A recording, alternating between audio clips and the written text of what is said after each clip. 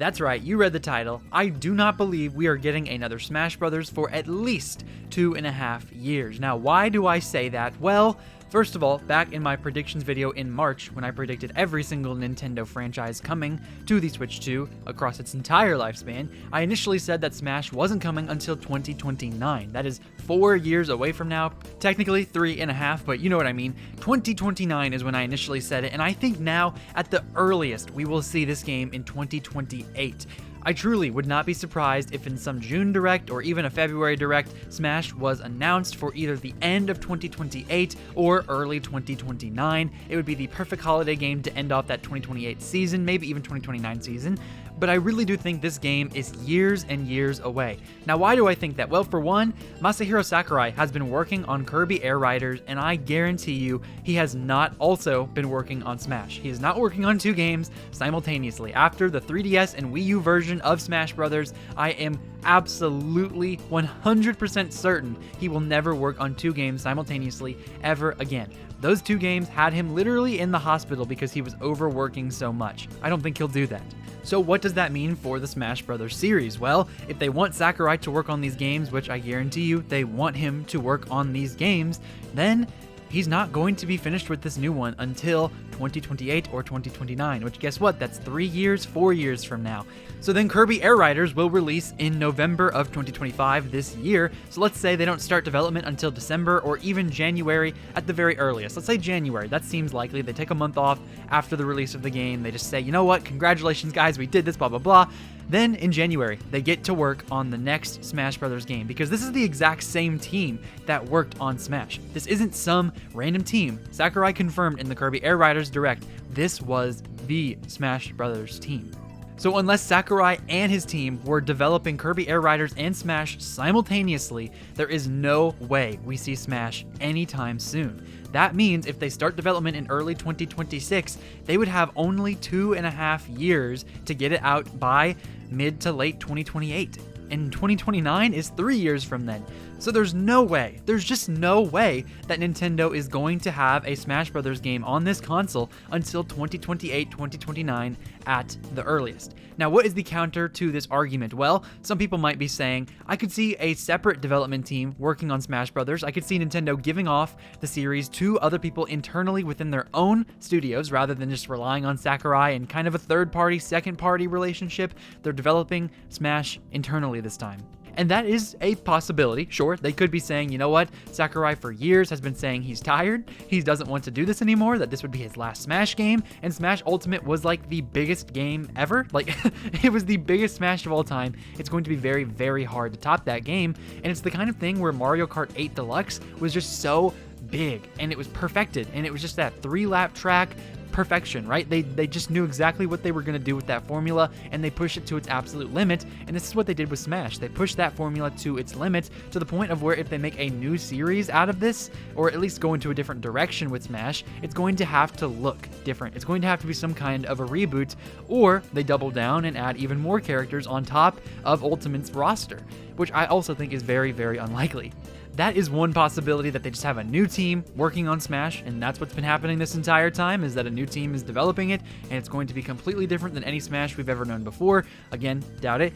But this is the other option, right? We could get a Switch 2 edition of Smash Bros. Ultimate, include all the DLC, maybe even add a couple more characters for fun, and that would be the new Smash. And I could see that absolutely happening within the next year or two of Smash Bros. Ultimate getting a Switch 2 edition, and that's just our Smash. Because same thing with Mario Kart 8 and 8 Deluxe. Why did the Switch need a new Mario Kart? The Switch didn't really need one because Mario Kart 8 Deluxe was so good, so they just kept adding to it and it kept selling. I could see Smash Bros. Ultimate having a similar thing with the Switch 2 edition. It continues to sell and sell and sell, and the game is perfected to its core already, so more people would want to play it, give it those graphical updates, make sure the online works even better. Just do everything you can to make this the ultimate Smash Bros. Experience for the Nintendo Switch 2. And also, I just want you to consider how long development takes for the Nintendo Switch 2 and for modern generations and the consoles that we now have. Games take years to develop. Something like Metroid Prime 4 goes through development hell, and all of a sudden, it's even worse. It's like 7, 8, 9 years after the initial announcements. Games like Breath of the Wild and Tears of the Kingdom, with their massive scope and scale, get delayed because there's just too much to work through. There's too much to look at, too much to polish, and they want to make sure the experience is as perfect as it can be. And if you know Smash Brothers and if you know Sakurai, you know they're going to want it to be as perfect as possible. Now, I really don't think that they're going to just say, Sakurai, you're done. Never mind, we're good. But there is a hint of information here from this Kirby Air Riders Direct, and that is that Sakurai himself was approached by Nintendo to develop Kirby Air Riders. They went out of their way to ask him to make that game rather than a new Smash Brothers game. Now, why in the world would they do that? Kirby is already a niche franchise, and it's already a spin-off as it is. It's a niche franchise, and it's a spin-off of that niche franchise, so it's even more niche, and yet they asked Sakurai, of all people, to develop this new game. I think that speaks to a larger philosophy going on at Nintendo right now, and I think that philosophy says they're trying to make sure that they spread out their big games across the entirety of this console's lifespan. They want to make sure that there isn't another 2017 and then another 2018 in response to that. 2017, we got amazing games, back to back to back, month after month after month, huge first-party experiences. Then in 2018, for the first 11 months of that year, we did not get anything large of any significance until we got Smash Bros. Ultimate in December.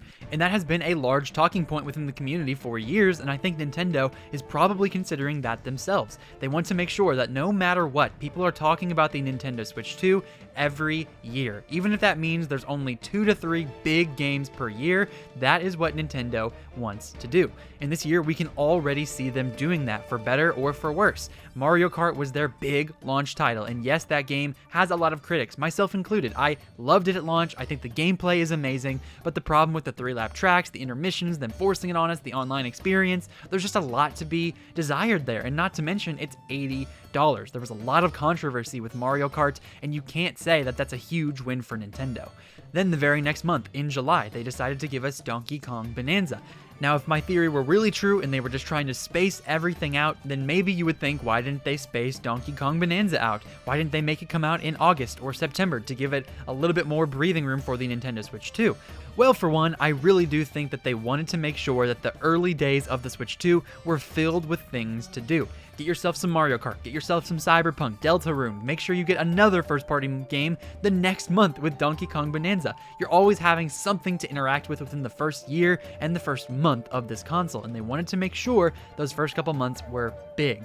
But also, I think September is going to be a huge month in terms of Nintendo news, and maybe even shadow drops, and maybe even a Mario 40th Anniversary Direct. And we'll probably get some shadow drop from either of those directs, some remake, remaster, something similar to that effect that's coming out in September that they will want to give us and help space out those months even more, provide even more experiences to us within September, because right now we don't got a whole lot for that month. And then moving towards the end of the year, if we want to say we don't know anything about the Mario 40th Direct, there's no Nintendo Direct, if we don't know anything else about this year, then we could technically say that the big game for this year is Pokemon Legends ZA, and Kirby Air Riders was given that November release date, and of course it looks a little bit smaller than people might expect because it is technically just a racing game, but I think they're hiding a story mode and it's going to be a bigger experience. If I'm wrong, I'm wrong, but I do think that Sakurai has more up his sleeve with that game. So if he does in fact have more up his sleeve with that game, and Nintendo considers it to be a big release, then they've got a brand new Mario Kart, a brand new 3D Donkey Kong from the Odyssey team to the same effect of a Mario Odyssey type game. Then we get ourselves Metroid Prime 4 Beyond, hopefully. We get ourselves a new Kirby Air Riders and a big Pokemon Legends ZA game that will satisfy that crowd. So if you want to break it down to those big games, it's Mario Kart, it's Donkey Kong, and then it's Pokemon. Those are 3 pretty huge titles, and if you had told someone going into the year that you were going to be getting brand new games from the Odyssey team, brand new Mario Kart experiences, and a Pokemon game, and all of these other smaller niche stuff, the Switch 2 editions of Breath of the Wild, Tears of the Kingdom, Kirby and the Forgotten Land, Mario Party Jamboree, and the free graphical updates that are going to get people playing those older games, and on top of that, the third-party experiences and even smaller games like Kirby Air Riders, I think you would say, wow, that's a pretty good year. A huge Pokemon game, a huge Mario Kart game, and a huge Donkey Kong Bonanza game, which is from the Mario Odyssey team, which is in effect a 3D Mario game. So if you look at it from that perspective, especially considering this console launched in June and not in March or April or something earlier in the year, we are saying, okay, there's only 6 months to give us big games, and they've given us 3. So every other month we're getting a big experience. It's kind of hard to complain from that lens. But I understand the nuances. Mario Kart didn't end up being what it was. Pokemon Legends ZA isn't super exciting to a lot of people, and Donkey Kong was phenomenal, but that's it, right? So if you look at it in that perspective, Nintendo is being strategic with their games, and they're deciding, you know what, some of these franchises are going to have to be waiting for a long time.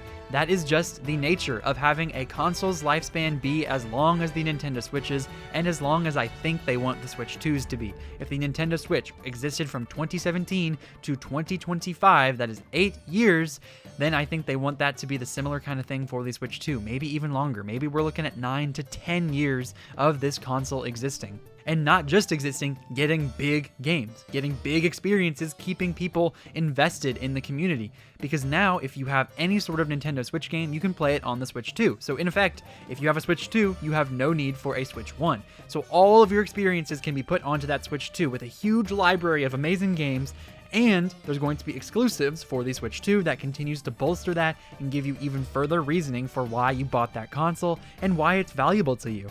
In 2023, Tears of the Kingdom was the big game for Nintendo, and ever since then, we've not really gotten a big game. We've gotten remakes, we've gotten ports, we've gotten remasters, we've gotten smaller, nicher franchises from smaller teams. We've not gotten any big games, and I think we all assumed that meant in the first couple years of the Switch 2, they were going to come out with guns blazing, that everyone was going to be losing their ever-loving mind over how many amazing games there were for the Nintendo Switch 2 and how big these experiences looked. And that has not been the case so far, and maybe that was malpractice in terms of our expectations and our emotions, but still, I think it was reasonable to expect the Switch 2 to have a pretty big year, and if you consider it, like I said earlier, they technically did, but there's a lot of nuance to that. So moving forward, the next couple of years, what does it look like? Well, next year I think we get 2 to 3 big franchises, maybe even 4, and then the year after that, we get 2 to 3, maybe 4.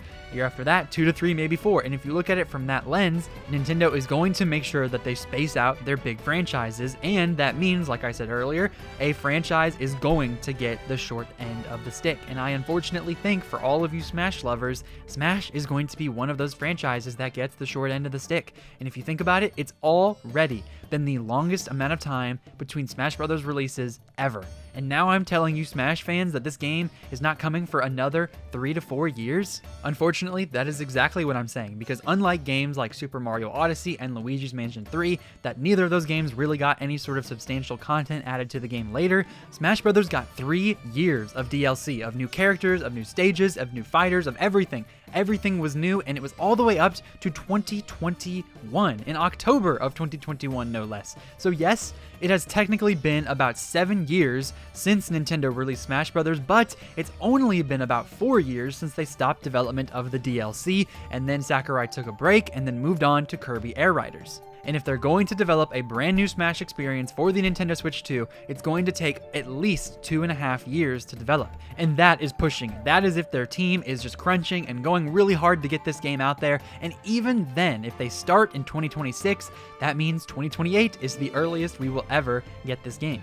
So that is my opinion on Smash Brothers. That is why I think this game is not coming until much later, which is very, very unfortunate because we all want these games right now, don't we? Well, because the Switch was such a long life cycle and because the Switch 2 is going to be an even longer life cycle, more than likely, I think Nintendo is going to make sure their big franchises are spread out. And that means next year, the year after that, the year after that, we're probably still going to be waiting on some of these big franchises to get their first main installment on the console. That's one of the reasons I kind of think that Luigi's Mansion 4 is coming very soon, because they want to spread out these franchises, and I think 2019 to now is a perfect gap for that game to have been developed and made and perfected for the Nintendo Switch 2. Next Level Games has also not been working on anything since Mario Strikers, so I think it all adds up for that and a new 3D Mario game to come within the next year.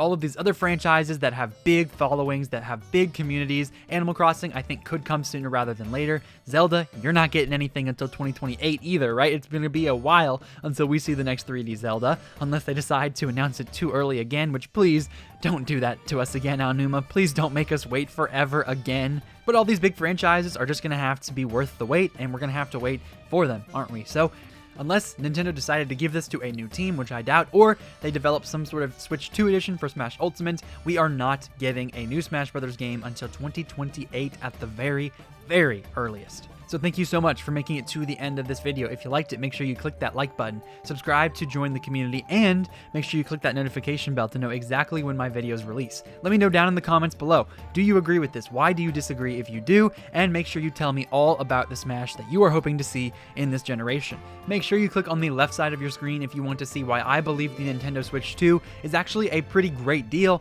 and click on the right side of your screen if you haven't seen my Silksong breakdown of that developer interview.